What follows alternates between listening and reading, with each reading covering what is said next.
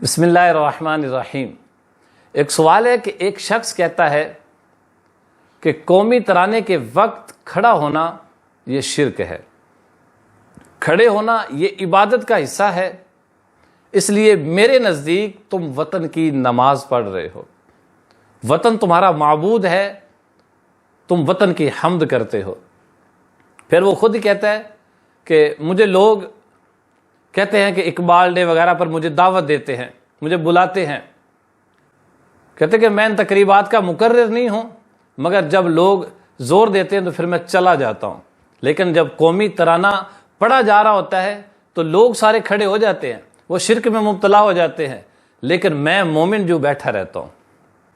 تو کیا واقعی شرک ہے قومی ترانے کے وقت کھڑا ہونا؟ صرف کھڑا ہونا یہ عبادت کا حصہ ہے۔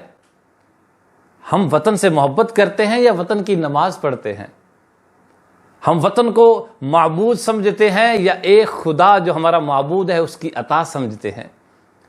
آئیے دلائل کی روشنی میں ان تمام سوالوں کے جوابات لیتے ہیں۔ اور وہ جو قائل ہے اس کو مسئلہ ملک سے ہے یا کسی اور چیز سے ہے؟ کہیں ایسا تو نہیں کہ پیڑاں ہور تے پھکیاں ہور۔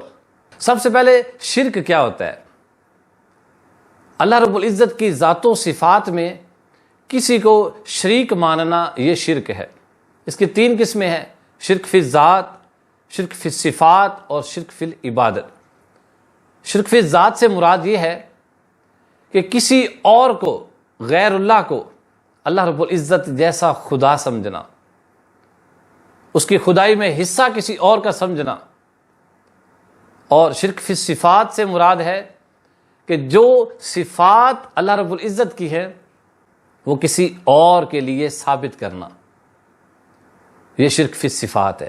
اور شرک فی العبادت کہ اللہ رب العزت کے علاوہ کسی اور کو عبادت کے لائق سمجھنا، حالانکہ مسلمان یہ کہتا ہے کہ لا الہ الا اللہ۔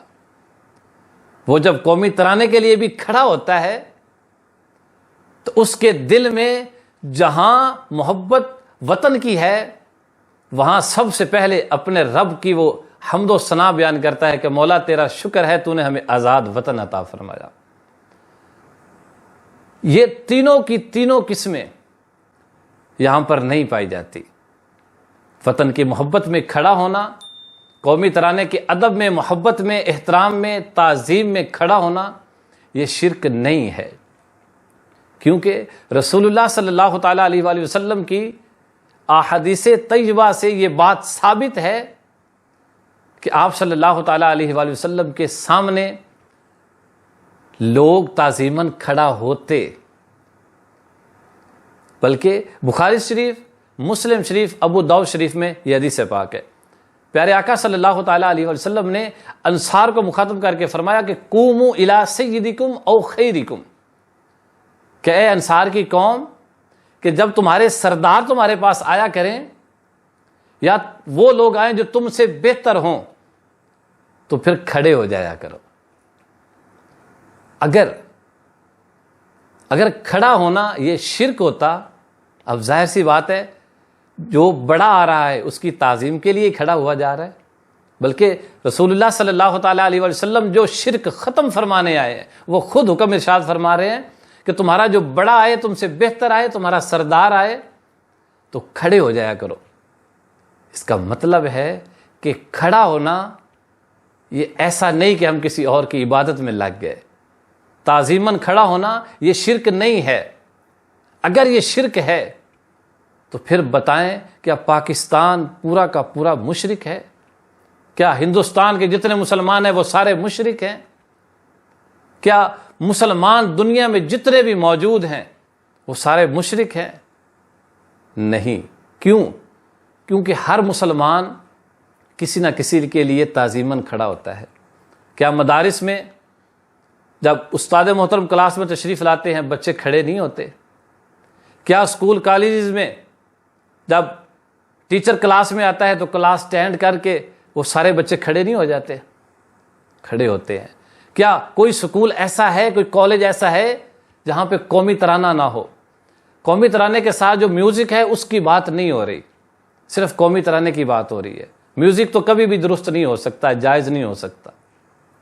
اگر کھڑا ہونا شرک ہے تو پھر بتائیں کیا آپ اپنے والد محترم کے احترام کے لیے نہیں کھڑے ہوتے؟ آپ اپنی والدہ محترمہ جب تشریف لاتی ہیں تو آپ کھڑے ہو کے ان کا استقبال، ان کی تعظیم، ان کا احترام نہیں کرتے؟ کھڑے ہونا شرک نہیں ہے. شرک کرنے سے ہوتا ہے. ایک خدا کے علاوہ کسی اور کو خدا ماننے سے شرک ہوتا ہے. رب کی جو صفات ہے کسی اور میں بعین ہی وہ ماننے سے شرک ہوتا ہے. رب کے علاوہ کسی اور کو عبادت کا مستحق اور لائق سمجھنے سے شرک ہوتا ہے. صرف تعظیم کے لیے کھڑا ہونا یہ شرک نہیں ہے. صحیح ابن حبان المستدرک للحاکم، سنن کبریٰ اور امام بخاری نے ادب المفرد میں یہ روایت بیان کی کہ رسول اللہ صلی اللہ تعالیٰ علیہ وآلہ وسلم کی بارگاہ میں جب سیدہ کائنات حضرت سیدہ فاطمۃ الزہرا رضی اللہ تعالیٰ عنہا آپ حاضر ہوتی تو پیارے آقا صلی اللہ تعالیٰ علیہ وآلہ وسلم محبت میں کھڑے ہو جاتے، بوسہ دیتے اور پھر اپنی جگہ پہ بٹھا لیتے. ایسے ہی پھر جب پیارے آقا صلی اللہ تعالیٰ علیہ وآلہ وسلم حضرت سیدہ فاطمۃ الزہرا رضی اللہ تعالیٰ عنہا کے پاس تشریف لاتے تو حضرت سیدہ فاطمۃ الزہرا رضی اللہ تعالیٰ عنہا آپ محبت میں، عقیدت میں تعظیماً کھڑی ہو جاتی، رسول اللہ صلی اللہ تعالیٰ علیہ وسلم کو بوسہ دیتی اور اپنی جگہ پہ بٹھا لیتی. اگر یہ تعظیماً کھڑا ہونا شرک ہوتا تو پیارے آقا صلی اللہ تعالیٰ علیہ وآلہ وسلم اپنی شہزادی کو منع نہ فرماتے کہ فاطمہ نہ کھڑا ہوا کرو، چلو میں کھڑا ہوتا ہوں، میں تو صرف محبت میں ہوتا ہوں، تمہارے اندر محبت بھی ہے، عقیدت بھی ہے، تعظیم بھی ہے. ایسا آپ نے نہیں فرمایا. کیوں؟ کیونکہ ادباً، احتراماً، تعظیماً کسی کے لیے کھڑا ہونا یہ شرک ہے ہی نہیں. اب کہا کہ وطن تمہارا معبود ہے. وطن ہمارا معبود نہیں، ہمارا معبود رب العزت کی ذات ہے. یہ تو ہمارے رب کی عطا ہے کہ ہم اپنے وطن سے محبت کرتے ہیں، اور وطن سے محبت ہم نے پیارے آقا صلی اللہ تعالیٰ علیہ وآلہ وسلم سے سیکھی ہے.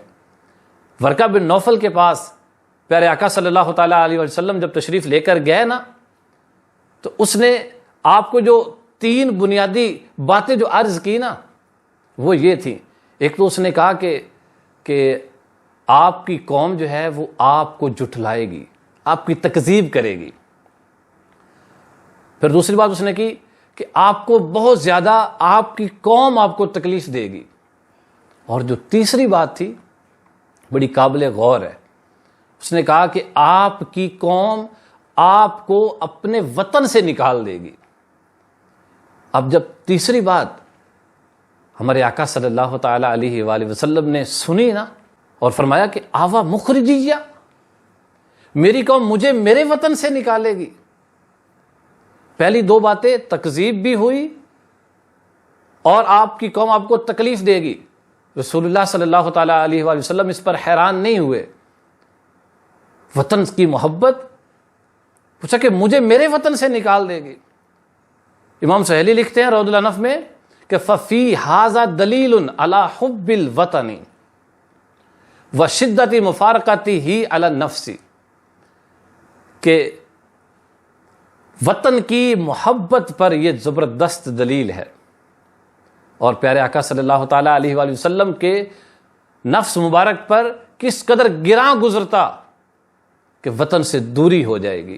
اسی طرح وطن کی محبت میں ایک بار رسول اللہ صلی اللہ تعالیٰ علیہ وآلہ وسلم نے مکہ مکرمہ کو مخاطب کر کے ارشاد فرمایا، ما اطیبک من بالد واحبک الی ولولا ان قومی اخرجونی من کی ما سکنت غیرک. فرمایا کہ اگر تو کتنا ہی پیارا شہر ہے، مجھے کتنا ہی محبوب ہے، اگر میری قوم مجھے تجھ سے نہ نکالتی تو میں کسی اور جگہ کو اپنا مسکن نہ بناتا. اپنے وطن سے پیارے آقا صلی اللہ تعالیٰ علیہ وآلہ وسلم کس قدر محبت فرما رہے ہیں. یہ حدیث پاک ترمذی، صحیح ابن حبان اور معجم الکبیر میں موجود ہے. جب پیارے آقا علیہ الصلوۃ والسلام اپنے اصحاب کے ساتھ ہجرت کر کے مدینہ المنورہ تشریف لائے نا، حضرت ابوبکر صدیق اور حضرت بلال کو بخار ہو گیا. حضرت عائشہ فرماتی ہیں کہ میں پوچھنے گئی اپنے بابا جان سے کہ آپ کی حالت کیسی ہے. بلال سے بھی پوچھا.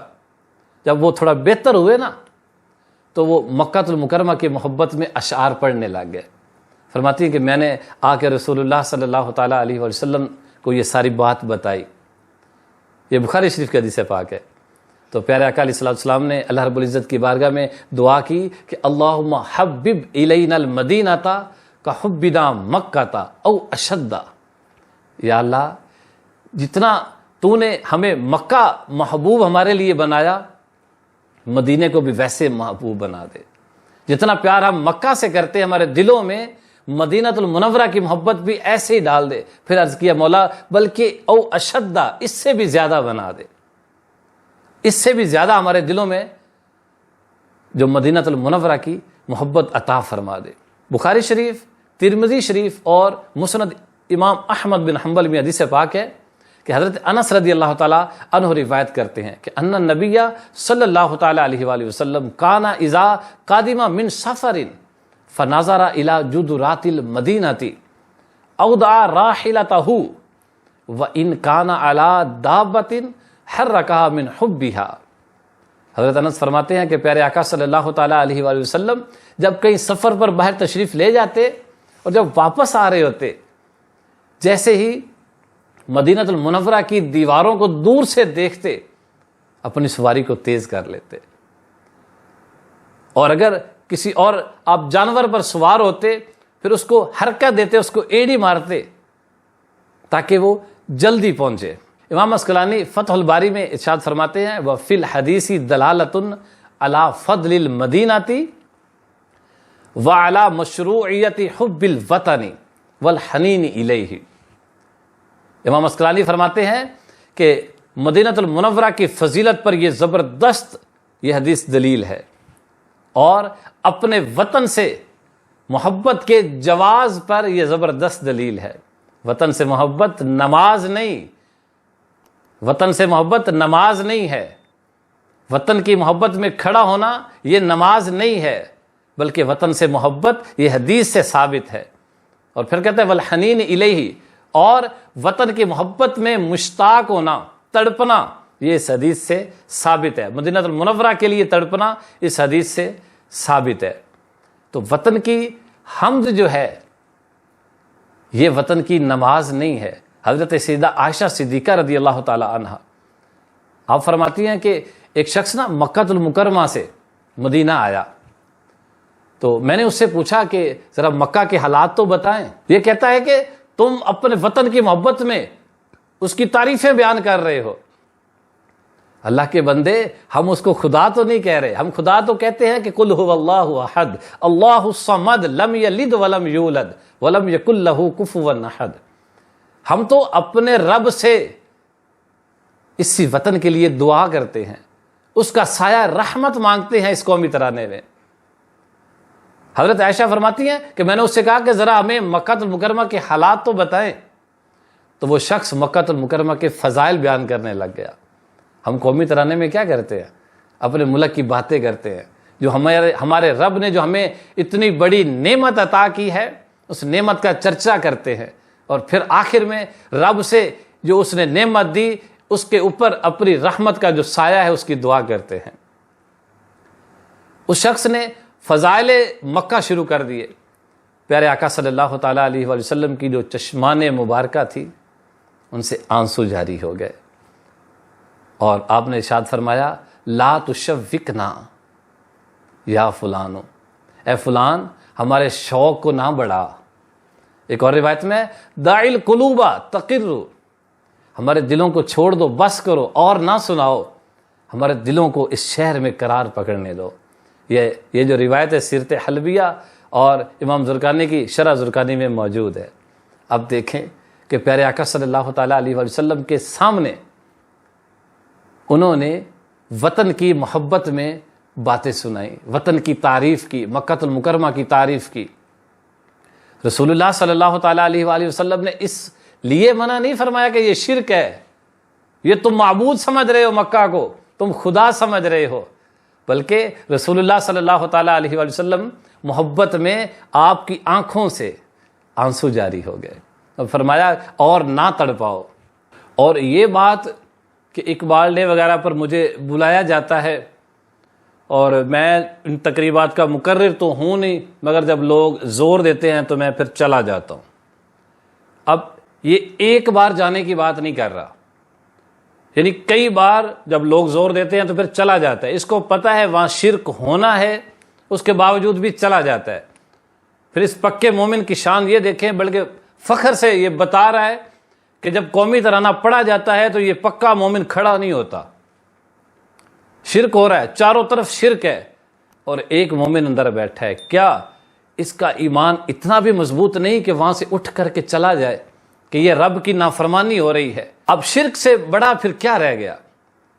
ان الشرک لظلم عظیم، حقیقت ایسے نہیں ہے۔ جب مال ملتا ہے تو پھر جو مرضی کو کرتا رہے، بعد میں فتوے لگاتے رہیں گے۔ حق تو یہ ہے کہ جہاں گناہ ہو رہا ہو وہاں سے ہٹ جائیں۔ کسی محفل مجلس میں عام سر عام گناہ ہو رہے ہیں، میوزک چل رہا ہے، گانے چل رہے ہیں، تو وہاں تو ولیمہ کھانا درست نہیں ہے، اور آپ کو پتہ بھی ہوتا ہے کہ آپ کے حساب سے کہ وہاں شرک ہو رہا ہے، آپ پھر بھی چلے جاتے، آپ اٹھ کر کے جاتے تاکہ لوگوں کو پتہ چلتا، لیکن آپ کو پتہ ہے کہ پھر مال کہاں سے آئے گا، پھر پیسہ کہاں سے آئے گا۔ اصل بغض جو ہے وہ وطن کا دل میں موجود ہے۔ وطن کا بغض نہ ہوتا تو پھر یہ اس قسم کے کہ جو جہالت پر مبنی فتوے ہیں یہ نہ دیے جاتے۔ میرے محترم اور پیارے بھائیوں، قومی ترانے کے وقت کھڑا ہونا کسی بھی طرح شرک ثابت نہیں ہو سکتا، خالی کھڑا ہونا عبادت نہیں ہو سکتا۔ وطن کی محبت میں وطن کی تعریف کرنا یہ اس کی عبادت نہیں ہے۔ تو پھر اصل بات کیا ہے؟ اس کے پیچھے لاجک کیا ہے؟ فتویٰ لگانے کی ضرورت کیا پڑی؟ اصل میں یہ ایسی باتیں وہی کر سکتا ہے کہ جس کو وطن سے محبت نہ ہو، ایسی باتیں وہی کر سکتا ہے کہ جس کو پاکستان ہضم نہ ہو رہا ہو، اس کو یہ باتیں وہی کرتے ہیں جو کہتے ہیں کہ اللہ کا شکر ہے ہم پاکستان بننے کے گناہ میں شریک نہیں تھے۔ اب انہیں پاکستان کہاں ہضم ہوگا؟ اصل بات یہ ہے۔ اللہ رب العزت ہمیں اپنے وطن عزیز سے سچی محبت عطا فرمائے، اس میں رہ کر دین اسلام کی خدمت کی توفیق عطا فرمائے۔ وآخر دعوانا ان الحمد للہ رب العالمین۔